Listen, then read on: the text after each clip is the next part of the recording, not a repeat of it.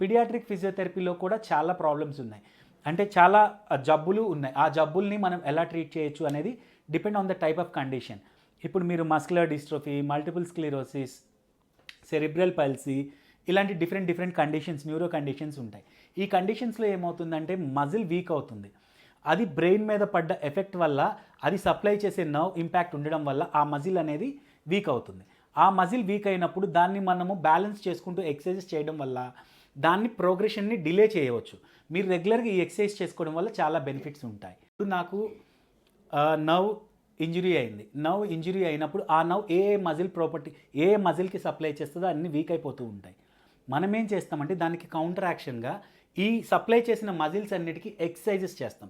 మనం ఎక్సర్సైజెస్ చేయకుండా ఉండడం, అంతే పడుకొని ఉండడం వల్ల ఆ దెబ్బ తగిలిన ఏరియా అంతా మెత్తబడిపోతూ ఉంటుంది.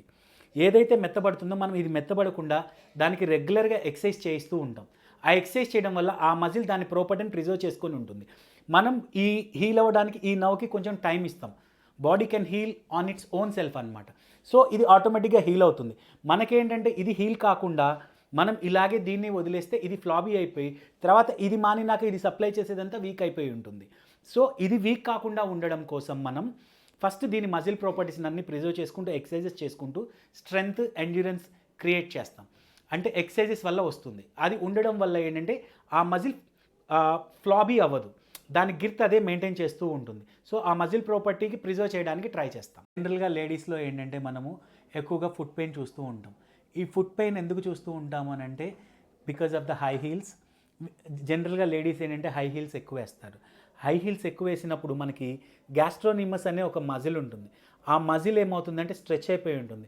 అది క్యాల్కేలియం దగ్గర ఒత్తుకొని బాగా నొప్పి వస్తూ ఉంటుంది.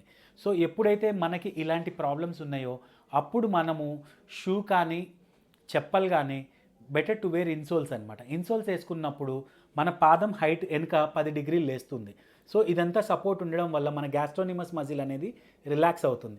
సో ఎప్పుడు తీసుకున్నా మీరు చెప్పులు కానీ ఏవి కానీ ఆర్చ్ ఫిట్ కానీ 15 డిగ్రీస్ యాంగిల్ హైట్ ఉన్న చెప్పులు కానీ షూస్ కానీ తీసుకుంటే మీకు ఫుట్ పెయిన్ అనేది ఎప్పటికీ రాదు.